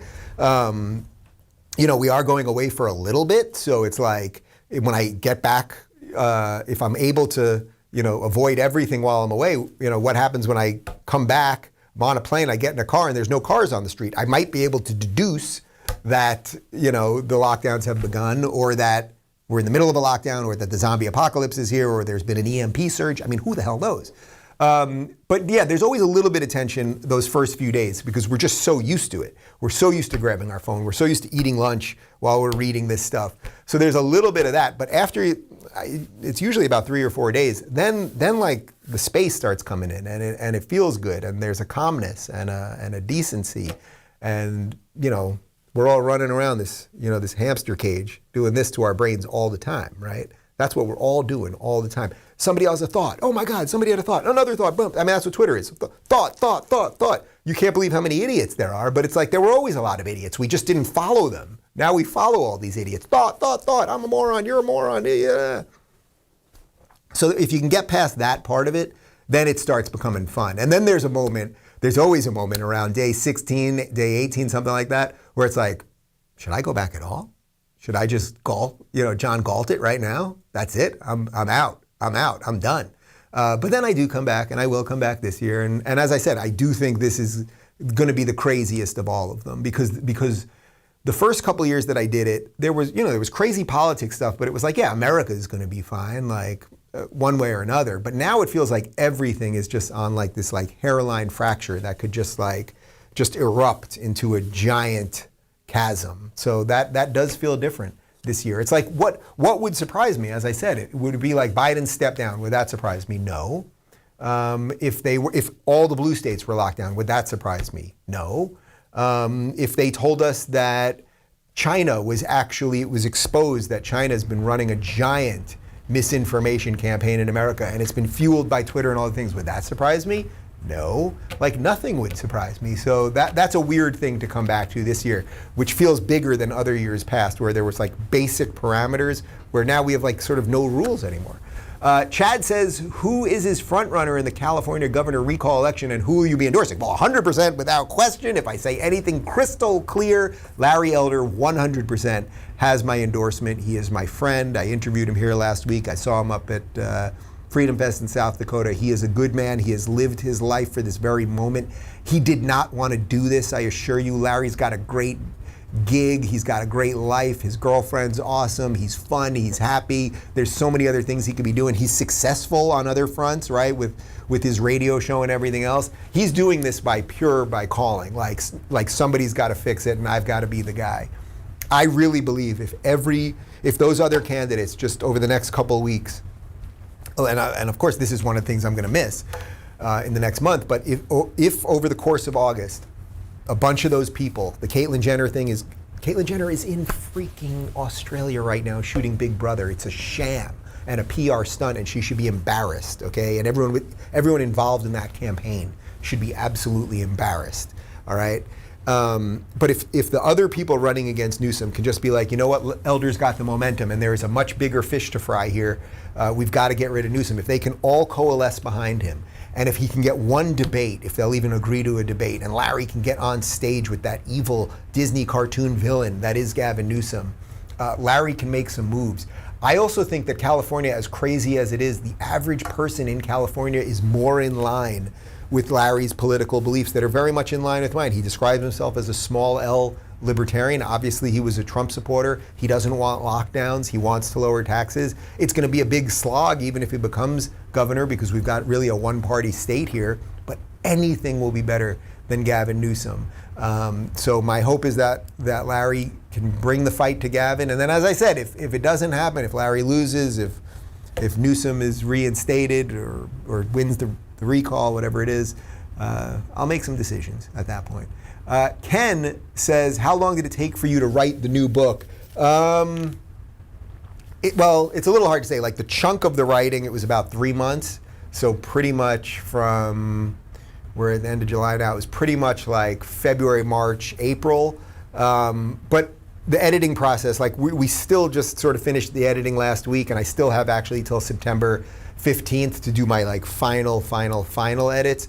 So what I'm gonna do while I'm gone is I'm taking the digital copy, obviously, that I have now, and it's gonna be the first time we're actually gonna print it. I've been reading it off my computer, which is not the best way to read these things, but we're gonna print it out. I'm gonna take a Sharpie and a highlighter, and I'm really gonna go through for those last couple edits, and then I'll come back and I'll talk to my editor, and we'll get it sort of fully lined up. I still have to write a little bit of the intro, as I said, I want to change because of what happened with Twitter, and then I have to write the acknowledgments and a few other things like that. Guys, what are we doing here? Well, it's my last day on the internet until September 1st, 2021. My new book, Don't Burn This Country, Surviving and Thriving in Our Woke Dystopia, and I assure you that's what we're in, is up for pre-sale right now. And if you buy it today, I am signing book plates for every single person that buys it today. All you got to do is go to don'tburnthiscountry.com. The links for your favorite retailer are right there. And then we have a link in this YouTube description right down below where you submit your information so that we will mail you the book plate. You will then place the book plate in your book, and life will be good. Patty says, are you leaving your staff a guacamole fund for their Chipotle when you're gone for a month? Enjoy your time off. You know what? You guys have been busting your butts for the last couple weeks. Chipotle on me for the month. Not just the guac. I'm not kidding. Every Chipotle you order for this month, and Connor, all he eats is Chipotle. It's going to be a lot cheaper for you, Michael, because you eat other things. But he's like 99%. The guy's half Chipotle at this point. I will pay for all of your Chipotle for this month. Unlimited Chipotle on me. Done. Storm says, what hobby are you picking up during Off the Grid? Well, one thing I can tell you, I've told you guys about my torn ACL in my knee, so I got PRP. It's when they spin your blood around, they get the plasma out, they inject it back into you. It's really good for your cells and regeneration. So I did it about 2 months ago. My knee is feeling better than it's felt in years and years. So I'm playing basketball again, which has been really nice. I can't fully play in like a 5-on-5, like really all out game, but I can do some half court kind of stuff and move around a little bit. I'm thinking about the surgery. I know a lot of people are telling me to just go get it. And I have a great doctor who's worked on a lot of NBA players, and he assures me that if I got the surgery and I did the rehab right, I'd be better than before, even though I'm a couple of years older. But it's a long recovery, and it's like I'm fairly busy, and if I was gonna do it, it was gonna be August, and I was like, wait a minute, am I gonna lead up to all of this just to be basically incapacitated for the month? So we're trying to figure out what to do. So basketball, and hobby-wise, what else? Hobby-wise, you know what I'm not gonna do much of this, or no, maybe I will. You guys know I've been doing a lot of gardening lately, and we've got this really cool rooftop planter situation. It can be tough here in LA when it gets, we could have days in a row where it's like high 90s, and you need a little shade, and we've got to water stuff a lot, but we're growing tomatoes and peppers and cucumbers, and we got some lettuces, and we got some herbs and all sorts of stuff up there. So I think I'm going to refresh the entire thing, actually, because we've got some burnage. I was just up there this morning, and it's been hot lately. Doug says, is Locals looking to alternative payment methods? I want to dump PayPal. Yes. I promise you, whatever your concerns are on the tech side of Locals, nobody has solved all of this stuff yet. And what I mean by that, nobody has fully solved decentralized storage yet. Nobody has solved fully the payment processor stuff. And by the way, when you say, okay, well, everything should be decentralized, meaning all of the data should live on 1 million people's computers so it exists forever. It's like, do you really want that? What if somebody puts child porn up there? Do we really want that? So there's all sorts of, that's why I say it's like there's legal issues, there's philosophical issues, there's technical and technological issues, and we have to figure out all of those things, and we're working on it. So yes, we're working on more payment processors, we're working on the storage stuff. I can't lead too much about what we're doing with Rumble, but this partnership that I mentioned before, this is just the beginning. The idea that we're the official subscription partner of Locals. The idea being Locals is, the YouTube replacement, we're the Patreon replacement. We're now tied together, and it's just the beginning, but I kind of can't say more than that at the moment. It's like, we will do this. We will fight these guys, and they will rue the day that they ban Dave Rubin on the Twitter. Allie says, are you recording an audio version of your book? Yes, absolutely. Obviously, it's not scheduled yet because we got to put the final touches on the editing. But I loved doing the audiobook. It was so fun. We did it in the course of about 4 days. I had to go across town, and you go into a booth, and you've got somebody in your ear making sure you pronounce all the words right, or make sure the names are fully right, make sure you don't slur something or stammer or whatever it might be. You've got the engineer with you right in there. But I loved it because I was able to give a little more personality to it. I think I was able to hit the punchlines in the right way. I don't know that I'm supposed to say this, but I did change a couple words over the course of doing the audiobook, things that I just thought felt read one way and verbally once you're saying them were a little bit different, but I love doing it and I can't wait to do it again. Courtney, are you going to tour college campuses again? I hope so. I mean, I don't know what's going on college campuses, and Lord only knows where things will be at in the fall. My main goal is to tour the book, as I said, starting in April. But what I really want to do is I want to start doing some big theater shows. Do less kind of, I sold out a lot of stand-up clubs over the last couple of years, and for those of you that have seen me do stand-up, it's like I got like 3 jokes, but I get up there and I have fun with you guys, and people have a ball. But I want to do more theater stuff, like really kind of big theater events. So we're going to look into that. We'll probably start some stuff in Florida, hopefully in the fall. Just a moment. Kim says, O'Reilly has the Killing series. Do you want to create a burn series? Yeah, I mean, it's happening whether I want it or not, right? So don't burn this book, don't burn this country. We have an idea for the 3rd one. As I said, I got a cookbook coming, so you can kind of read into that what you will. I shouldn't say it's my cookbook. David's got a cookbook. I'll have a little something to do with it. And then I think there's all sorts of other things related to the name of a tour and all sorts of that stuff. Ian, this is a good one. If Larry Elder wins and he offers you a job in his administration, would you take it? Let me say this. If Larry Elder wins, first off, I will be the happiest guy in all of California. I will be happier than Larry Elder, I assure you that. If he offered me a job, I would consider doing some sort of part-time, maybe press job, dealing with some of the bullshit, nonsensical, borderline evil press that he would have to put up with, the liars in the newsrooms and dealing with, it would become then a mainstream story. The interesting thing right now is that even though the governor of the largest state in the union is being recalled, nobody's covering it in national media. They are getting a little nervous though, because there are more and more stories being written about Larry. But once CNN starts going after him, once Washington Post, New York Times, et cetera, starts going after him, then we'll know that there's really a move being made, which will be a nice moment. I would maybe first off, I wouldn't want money for it. I do not want money. I don't want money from the people, and I don't want money from Larry.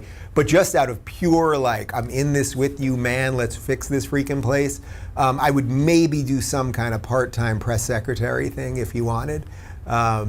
But we shall see. I hope I am presented with that problem. Why is there this is Amy, why is there such a fuss about people choosing to be unvaccinated? Shouldn't they have the same legal right to refuse treatment? Of course they should. We've been told for the last couple of years, my body, my choice, and now we're being told, my body, your choice. None of this makes any sense, right? None of it is logical or consistent with things that we were told we had to believe. Otherwise, we were right-wing racist maniacs a year ago when Trump was in office. Again, and I am not a scientist, and I'm not pretending to be anything other than I am, but we do know basic things about COVID. This 98 to 99% recovery rate, especially if you aren't 80 years old and don't have other comorbidities, other sicknesses and things like that, that virtually everyone survives perfectly fine. I have plenty of people in my family and friends that got COVID that all were sick for a couple of days. Some were barely sick, some with a little bit of a sniffle, some a little bit more, sore throat. I know one person that had really excruciating headache for a couple of days, but they all got better. Now that's not to say everyone does, but the point is, why would every single person, this is never what we were promised, and that's what I mean about the moving goalposts. We were never promised, oh, we will never open up again, or we will constantly be threatening you with masks and lockdowns until everybody is vaccinated and every federal employee is vaccinated and every member of the military is vaccinated. We're going to make sure that your job knows about your vaccination status. It's like these guys lie to us about everything. Every big story in the last couple of years, Kavanaugh and Covington and Russia hoax and Jesse Smollett, they lie about absolutely everything. And then this is the thing that we have to have absolute trust in them, and we can't question anything. Like, does that make sense? I don't mean that as a conspiracy theorist in like a traditional sense of conspiracy theory. I mean it as just as like a logical, decent person. Why are we being told we're not allowed to make decisions for ourselves and our family? Why is that? Why do you really think that they care about you so much? The same people who, wrecked your job, who locked you in your house, who lie to you all the time, they care about your health so much.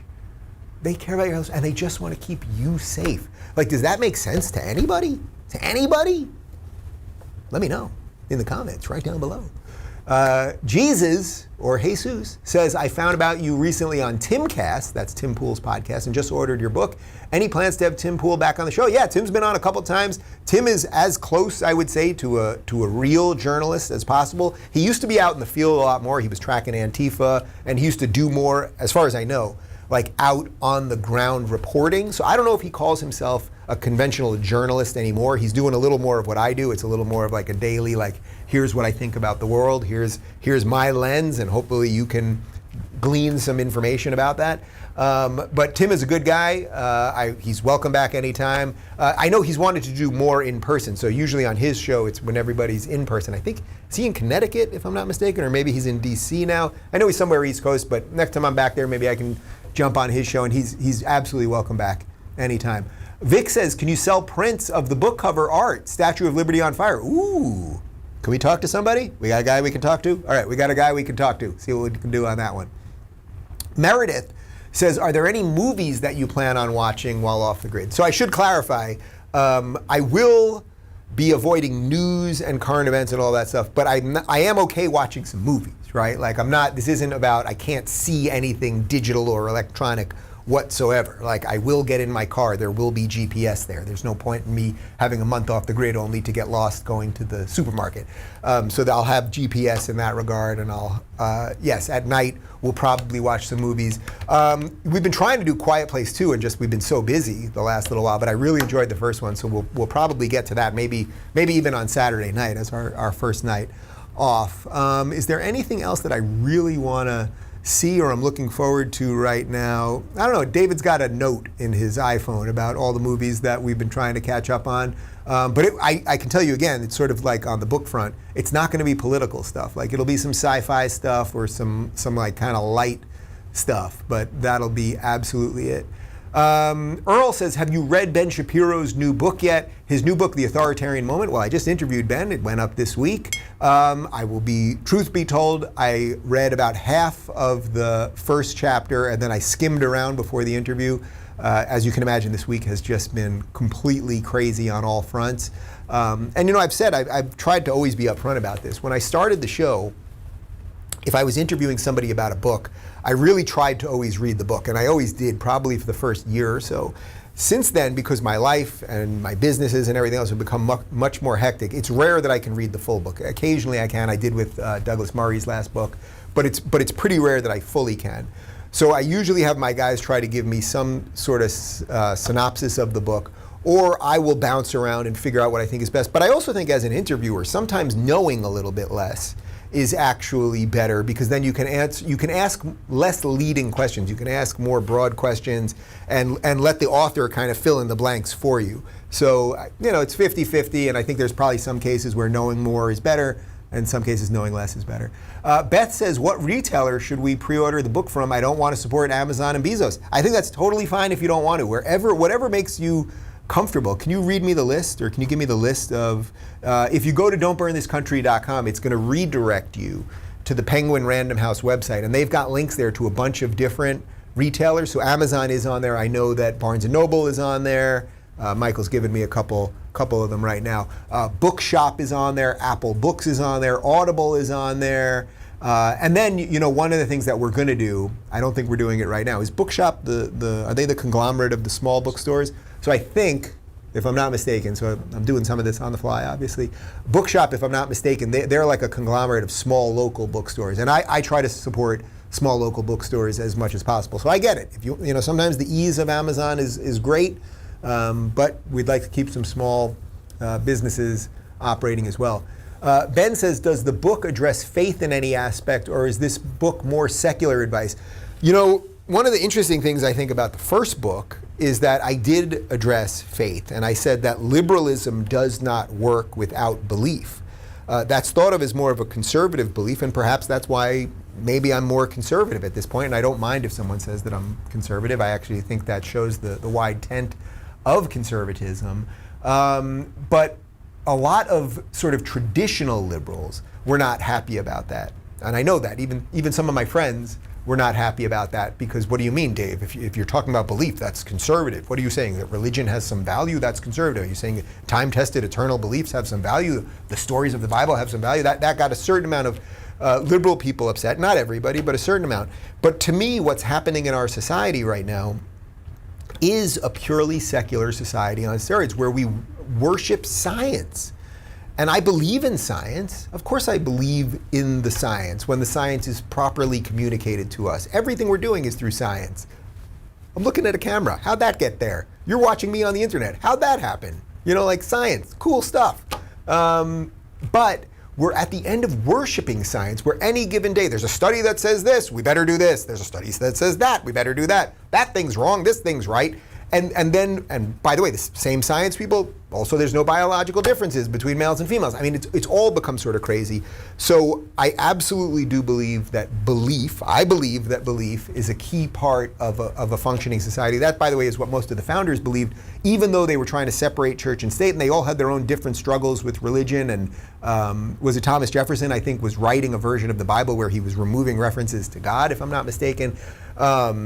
So I think that there's all of these ways we can look at this, but the question was actually, is there stuff about belief in here? I'm just quickly running through the chapters right now. Yeah.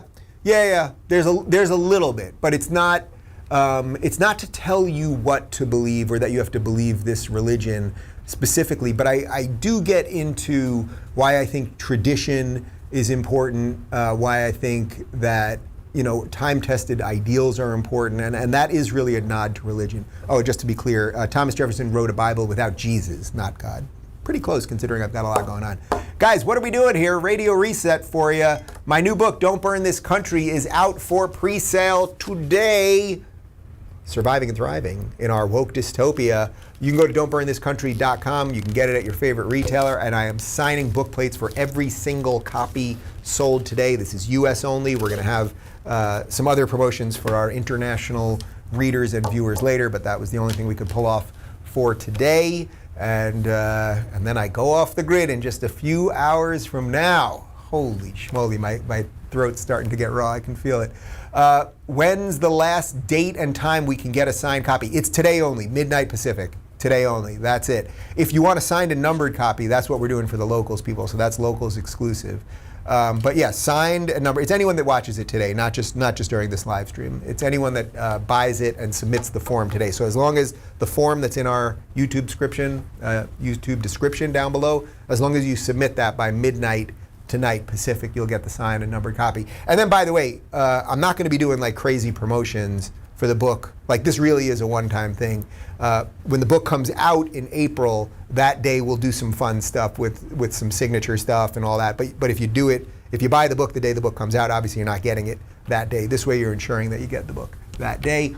Sam says, what's your take on leaving big cities and moving to small towns to be more free? Man, tell you this, Sam. My family has had, and actually there is a little bit about this in the new book, my family at times since around 1910 has had dozens of family members in New York City and in the boroughs. I was born in Brooklyn. My dad grew up in Brooklyn. My mom grew up in the suburbs of New York City. But my grandparents all lived in Manhattan and Brooklyn for the most part. I go into a little bit of that in the previous book as well. But dozens of family members. New York City, Lower East Side, like the Eastern immigrant story that so many of us know and experience, whether you're Italian or Irish or Jewish or whatever it is. A Greek, doesn't matter, or some other thing, all doesn't matter. Like what that true American story is all about, like coming here with nothing and then living in tenement houses and then eventually living in maybe a nicer walk-up apartment, but then eventually getting out to the suburbs and all that. Like that is what my family story is. It's one of the reasons I'm so appreciative for this country. But we have one cousin left. That's it. My sister and her husband and 2 kids lived in New York City. They left during the lockdowns. They're down in Florida now. We got one cousin left. I may have to call the A-team and airlift her out. What? That's it. No. That's messed up. But I got one cousin left. Yeah, that's it. Because, so to your point, like, it doesn't seem like the city thing is going to work.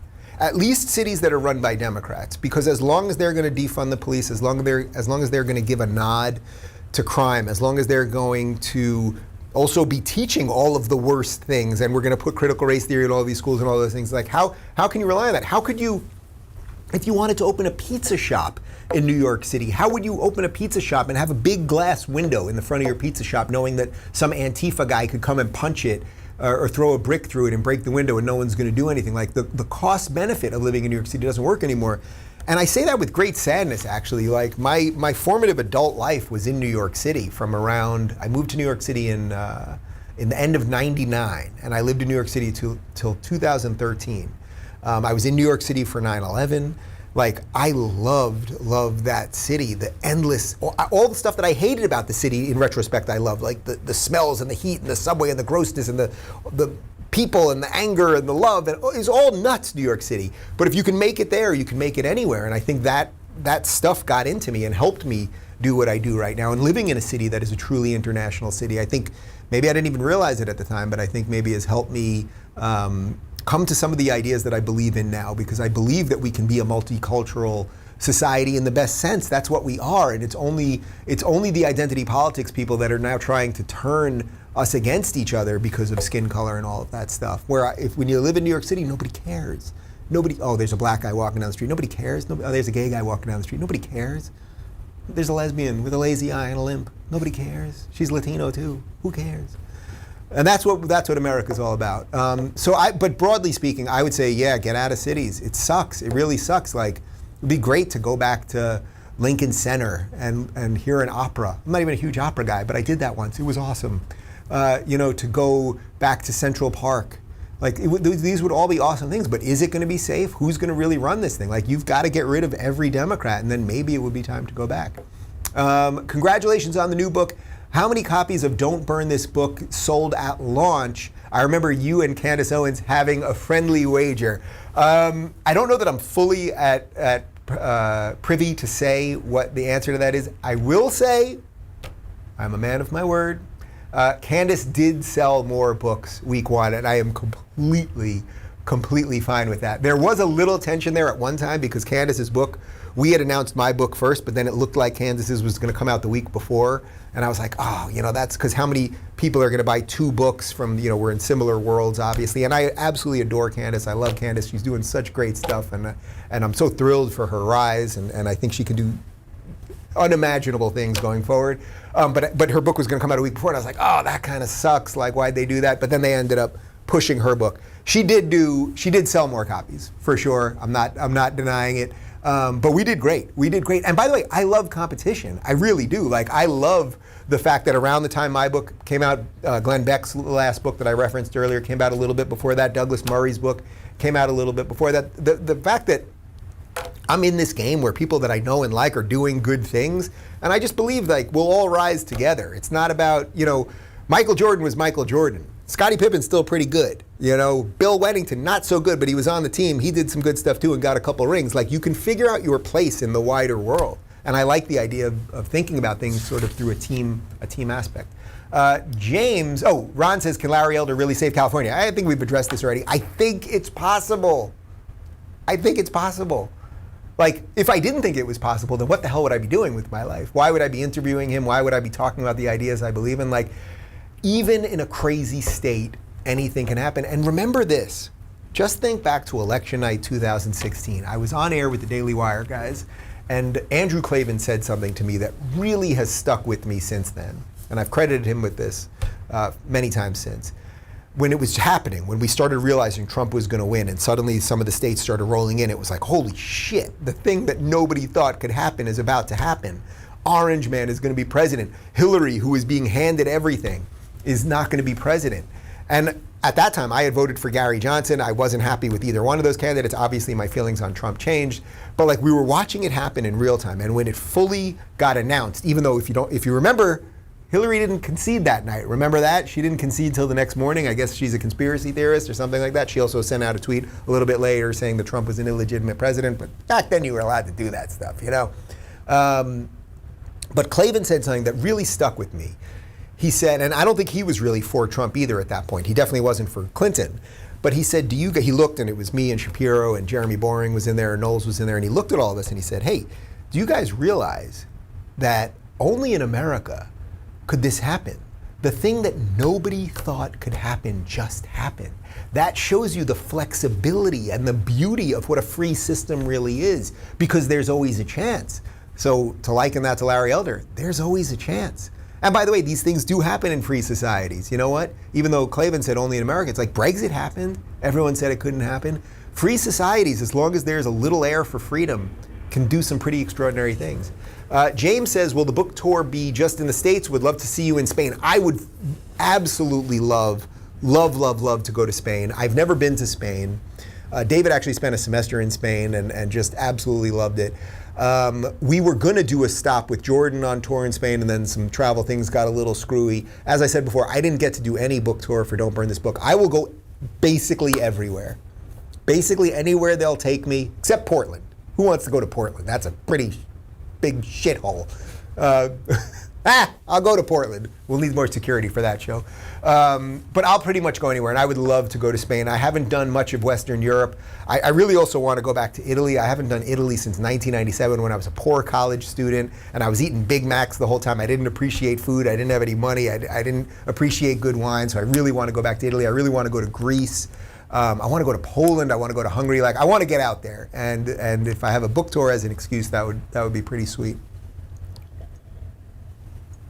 Quick radio reset, guys. My book, Don't Burn This Country, is out for pre-sale right now. I want to sign every single copy, even if I end up with the claw by the end of the day. Remember the claw? If I end up with that claw, it's okay. That's what I want to do. Don'tBurnThisCountry.com. Pick your favorite retailer. Buy the book today. We're signing book plates for every single person. U.S. only. The link where you can submit for the book plate is right down in the description. Keep talking, Dave. Keep going. You can do it. Jan says, how did society get to this place where the needs of the few outweigh the needs of the many? Education. You know, a couple years back, when I started talking about what was wrong with the left, and I started going to college events, and I was showing up to talk about basic liberal stuff, and I was being called a white supremacist and a Nazi and a homophobe and a whole bunch of other stuff, I started noticing the trend that now everybody sees. And I remember very specifically the first event that it really hit me how rotten something was. We were up at, Portland State, no surprise, and my friend Peter Boghossian, who's obviously been on the show many times, he is, I believe at the time, was an associate professor of philosophy at the school. And I was doing an event with Pete, Christina Summers. You all know Christina Hoff Summers, who's the original factual feminist. She's been fighting for first wave feminism and true equality her whole life. So you have Pete, who is, he wrote a book at that time called A Manual for Creating Atheists. So you have this atheist philosophy professor, lefty. You have Christina, an original feminist, in essence, an old school lefty, an old school liberal. And you have Dave Rubin, who is, a year off the Young Turks, still calling myself a lefty and all that. You have a bunch of us to come to this event to talk about free speech. We go to the event, there's tons of Antifa there, they're calling in bomb threats, they're blocking people from going in, there's a ton of security. I remember they had to keep us in a room off-site before, and there was security standing outside the door. And Christina is just a lovely, lovely, lovely woman, and I just adore her. And she's very dainty. If you ever meet Christina, she's very dainty. Her wrists are like this. And I remember we were being shuffled from the room with security to the event, and I was holding her hand. I remember thinking how small her hand was, and I was like, this is nuts. Like, we're the good guys. What's going on here? Why are these people? They're calling us Nazis. Like, this is insane, and they're calling us homophobes, and Christina hates women, and all of this insanity. And we gave a talk.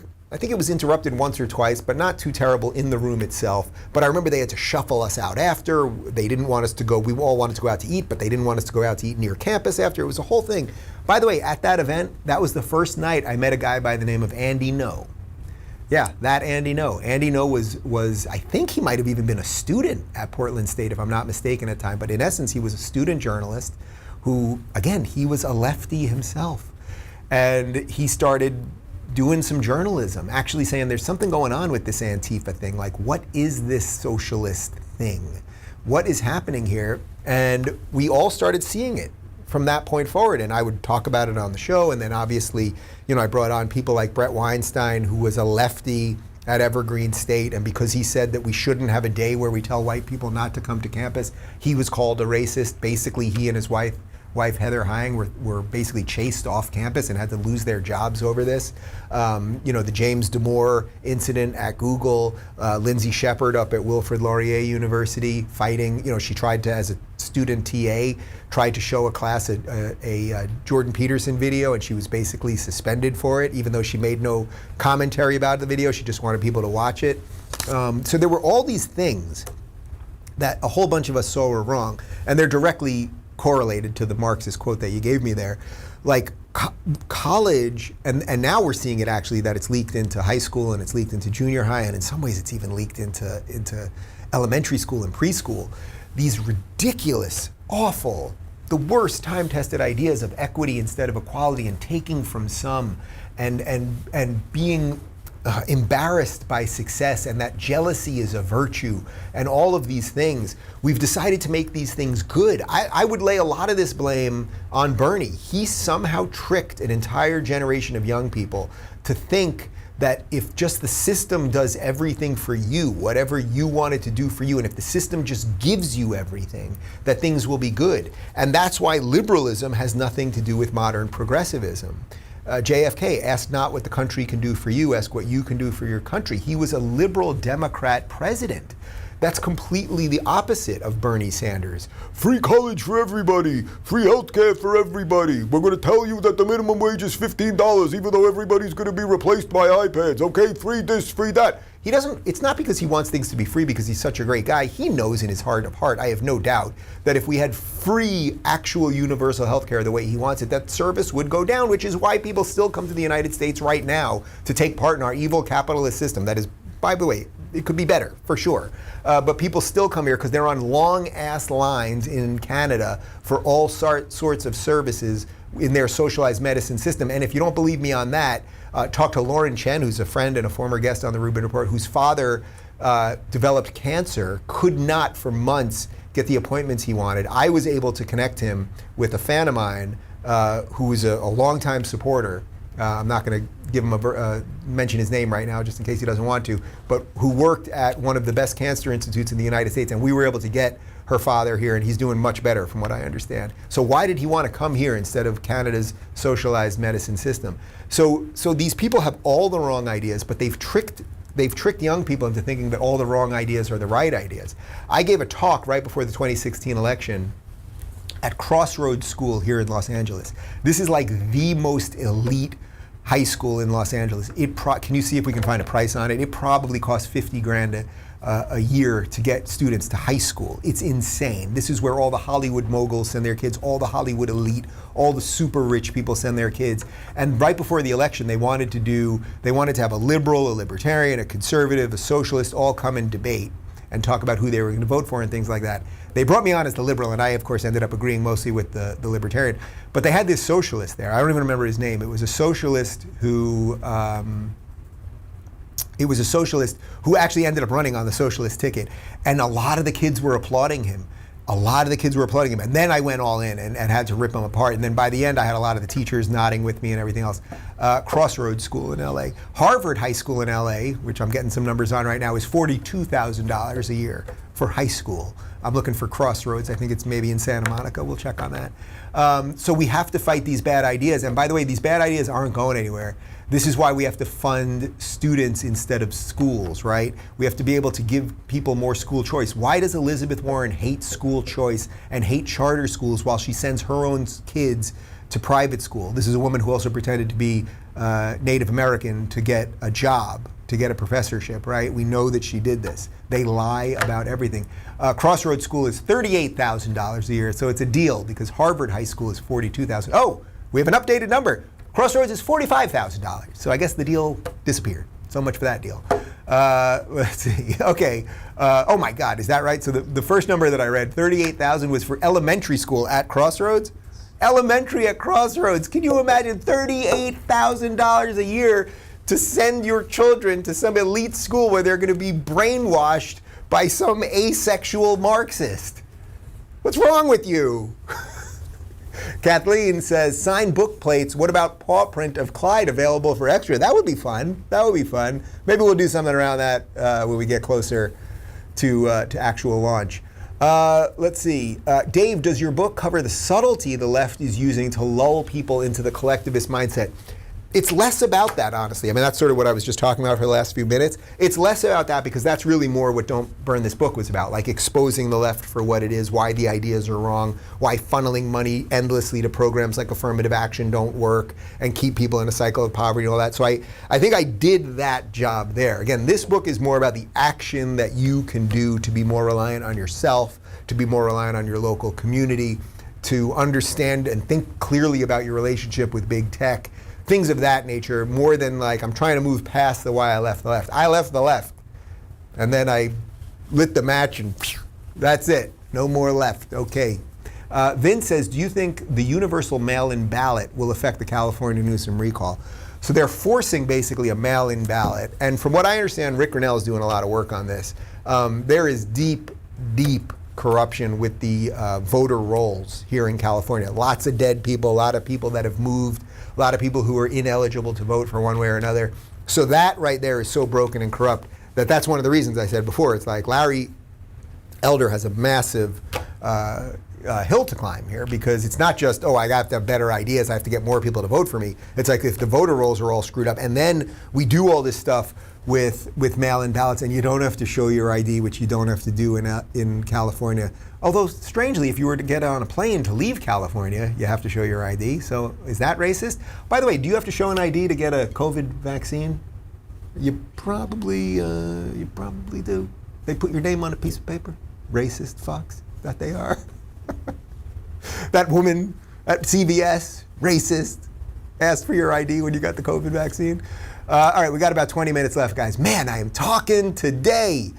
Sally says, is this book good to give on-the-fence liberals like the last one? Yes, it is, because my hope is if you gave the last book to an on-the-fence liberal, and I know a lot of you did. We got a lot of emails like that, like people saying, you know, I gave this to my cousin, I gave this to my wife. I had one guy, he kept saying, I kept putting it on my wife's nightstand for like 6 months, and she kept removing it, and finally one night, or he woke up one morning and it was flipped over and it was open a couple pages in. Yes, it is, because it's the next extension of that, because my hope would be that if you gave this to a sort of self-hostage liberal or an on-the-fence liberal, or whatever you want to call that, that they would have woken up to some of the ideas. And if they have, this is the next step, part 2, Empire Strikes Back. We're putting Han Solo and Carbonite, you know what I mean? Don'tBurnThisCountry.com, guys. You can get the books at Amazon, Barnes & Noble, a couple other places. If you just go to that website, Don'tBurnThisCountry.com, we've got the links right there, and the link right down below, you just submit some information that you confirm that you purchased the book, and we're going to send you a signed book plate. Ellie says, what do you say to friends who are still afraid to leave their home? My friend who's vaccinated told me that she's terrified because of the Delta variant. Stop watching the news. I mean, I try to tell this to people, but it's hard. Like, once they're in that mindset, when you're in that mindset where like you're just watching and CNN they're showing you death tallies, which remember, CNN had like a rolling death tally throughout the Trump administration. Then Biden became president. They don't have the death tally. Now they're trying to scare us again. So I'm guessing that any day now they're going to have charts. They won't show numbers because the numbers are actually quite low, but they'll show percentage increases, which, as I said, if you go from 1 to 2, it's 100% increase. You gotta try to wake them up however you know how. Literally be like, do you want to take a walk? Like, start with that. Do you want to take a walk? And let's just take our masks off and go for a walk. Or you keep your mask on and let's go for a walk. Like, I am sure that the rates of agoraphobia, the fear of leaving the house, the rates of being afraid of just basic social interactions. One of the things I've really, really noticed in the last couple of months where I've traveled more is that airline stewardesses, there's a tension on planes right now. There's a rudeness. I saw a flight attendant get into a fight with a guy, and it was not the passenger's fault, and they actually kicked all of us off the plane, and I had to leave, take a flight back from Miami. We had to drive to Fort Lauderdale and get on another plane altogether. So I think sort of basic social stuff is breaking down. Again, that's why I go off the grid. I'm going to see real humans for a month. I'm going to talk to real human beings. I'm going to talk to cashiers. I'm gonna talk to waiters, or maybe I won't talk to anybody, but it'll be better than the other thing. Kurt, how about we disband the Department of Education? Yeah, I'd have absolutely no problem. What is it doing? What is it doing other than brainwashing people, brainwashing young people to turn on America? Disband it, destroy it. Disband the teachers union. Randy Weingarten, that woman is a complete maniac. Disband it. Sorry, you should have no control or influence over anyone's life. Again, I don't have kids yet, so maybe at some level it's easy for me to say. And when we do have kids, God willing, we'll have the resources to be able to send our kids to private schools or charter schools or whatever it is. But that's why you got to push for funding students instead of systems, because then it'll give the parents the flexibility. And that's, as I said before, it's exactly why the left doesn't want it. They hate choice because they want brainwashing. It is as simple as that. It is as simple as that. All right, 4 questions left, and then I have 18 other media appearances to do, but I think I'm going to not talk. I'm going to go sit in a dark room for a little while. Johnny, can you implement a no suit jacket rule for you when you're chatting with us on the private live stream on Locals? Yeah, we can do that. No suit. I don't think I've done any with the jacket on. Well, this morning I did because we did it from the studio. If I'm out of the studio, you got a deal, my man. If I'm out of the studio, no suit jacket. I'm usually in a t-shirt. Last night I was wearing just a regular shirt, button down. But the policy has been instated. Can we make note of that? Make note of that in the report. MC, how will you know if new lockdowns are imposed if you're off the grid? I won't know. I won't. My goal is to not know. It is very possible that for a week I will be in my house and everyone else will be in their house, and I will be in my house by choice and they will not be in their house by choice. I don't want to know. As I said, we are going away for a little bit, so when I get back and I get off the plane, if the airport is like completely empty, I think I will have gleaned something out of that. But I'm going to try to avoid as many of those interactions as possible. I'm going to work out here at home instead of going to the gym because I want to avoid the TVs anyway. I'm going to do as much as I can to just make sure I don't get any of that stuff. And we have a very short list of we have a very simple way that people can get in touch with us, meaning family and things, and it's a very short list related mostly to health-related things if people absolutely need to get in touch with us. But it's not, really, like if Biden announces his retirement, I don't want to know. Or if Barack Obama slips and accidentally says, oh, we got to get rid of Joe, Kamala, you're in, I don't want to know. I'll find out on September 1st. The world will continue. Connor says, best guess on what was on Biden's chin in that video, banana pudding. If you didn't see this, like 5 minutes before we started this live stream, there's a video going viral right now where Biden he's sitting at a desk and they hand him a note. His people hand him a note, and you can actually see there are close-ups of the screenshot where it says something like, sir, there's something on your face. And it looks like he has like a little goo over here, and he wipes it off. And then he sort of eats it. Like, I don't know what it was. Maybe his face was melting. I don't know what's going on there. It's just all so ridiculous. All right, guys, we got one more question for you. Michael says, give us a little hope before signing off for August. Look, we have hope. Andy Dufresne, Shawshank Redemption, hope. Like it's the most human thing that there is. Hope and the belief that we can change things and make things for the better, and that you have some capacity over your life and that you can fight for a world that you want to live in. we have to have hope, because guess what? All the people coming to take that hope away, they believe that they can destroy all this thing. So how about the rest of us decide, hey, we're not just going to sit back and take it anymore. That would be my hope to you over the next month. Whether you take a couple days off the grid, or whether you're as engaged as you ever were, or whatever it might be, fight a little bit more. And I don't mean violently, and I don't mean what the Democrats say, get in their faces and don't give them any peace, or any of that stuff that Maxine Waters or so many of the Democrats have said. But in your own life, show up to those student council meetings, the parent-teacher meetings. Show up, say what you believe. Go to when you're in a whatever your job is, and they're pushing some sort of racist diversity and inclusion program down your throat. Say something.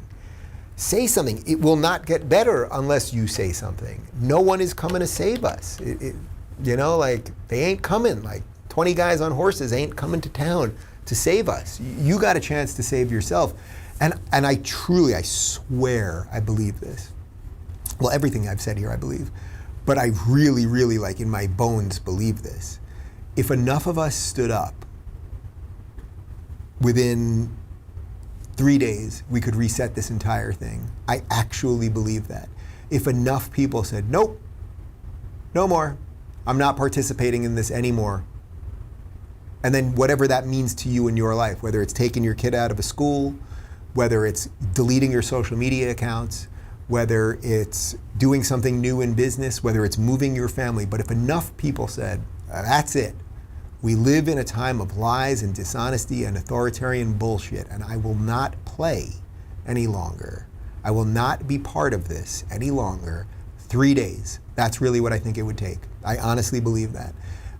That, of course, is where a lot of my energy is going to be spent over the next month, sort of when I'm trying to reset some of my thinking and get those fresh eyes on things, as I said before, and open up that mental space to get some new ideas in there. And it's not even new ideas, really get just a fresh perspective on what's going on. That's where I'm going to be.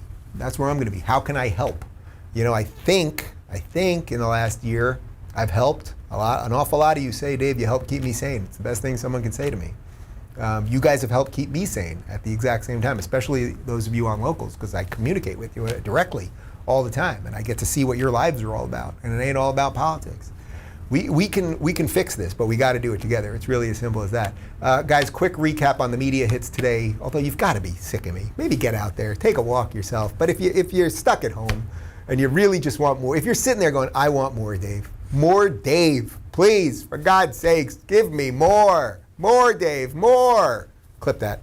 OAN, I'll be on with Natalie Harp at 1:40 Pacific. Newsmax, I'll be on with Sean Spicer and Lindsay Keith on Spicer & Co. at 3:10 Pacific. And then my last hit, the last hit till September 1st, I'll be on Fox News Primetime at 4:30 Pacific.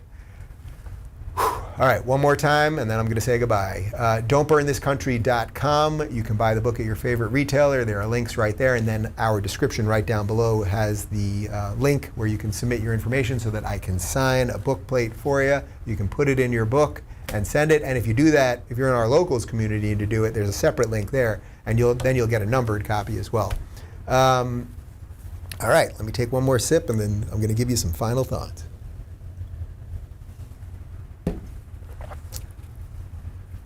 We can fix this. I'm a piece of it. You're a piece of it. We're all a piece of it.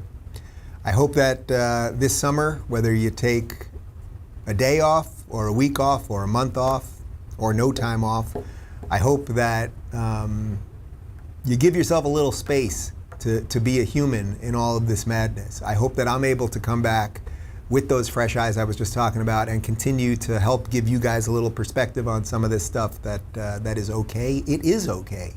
And what sits next to all of this is that for me in the last year and a half, it's crazy. Like, we're in crazy times. We're in some sort of cultural revolution. There's no doubt about it. But life has been pretty good for me. My life is pretty good. And I want to show you, or not even show you, that sounds too pompous. I just want to be part of you realizing that life can be good within this thing too, because it can be. And maybe the best way for us to win this thing is just being a little better than those guys. While they're burning, we can be building. And while they're complaining, we can be showing people that there's a better way to do all this stuff, and be appreciative of this country, and be appreciative of the people that came before us and the ideas that allowed us to succeed in all of those things. So on that note, guys, I am saying goodbye. I am a few hours away from getting off the grid. As I said, I'm doing a little smoked porterhouse tonight. We're going to crack open a nice bottle of wine, and then I've got a little bit of travels ahead of me, and then I'll just be hunkered down at home, avoiding the machine. And I wish you guys a great end of the summer, or I guess we're in the middle of it now. I hope you have a great month in August. I hope you take a little time off for yourself. As I said, we'll have some content here. And for those of you that are in the Rubin Report Locals community, I know you'll still be interacting and talking and all that good stuff. And I'll catch up on all that when I get back. So more than anything else, I just thank you guys for being on this adventure with me, helping me build something that allows me to do something as crazy as what it is that I'm about to do, which shouldn't be that crazy at all, yet in our modern times it is quite crazy. So I thank you guys, and enjoy the rest of your summer, and I will see you on September 1st.